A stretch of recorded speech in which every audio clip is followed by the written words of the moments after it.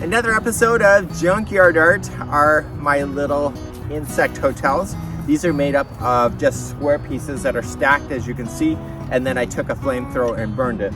Now you're going to notice that there's little holes every now and then. There are different size holes for different size creatures.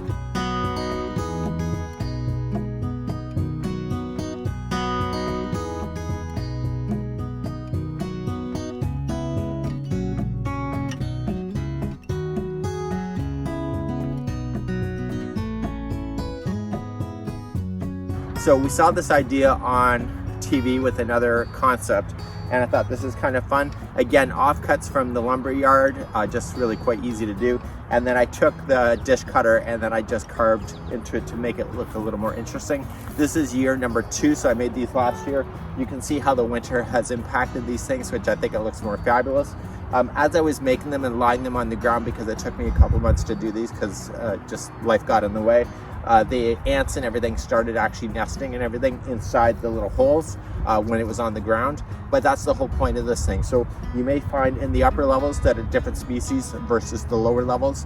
I have a spot for these guys, actually. It's going to be in the perennial section. Kind of a cool concept.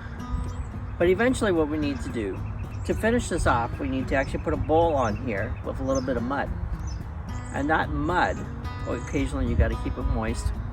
The pollinator insects would use that mud and actually go inside these little tiny holes and fill the holes up to protect their eggs and so on.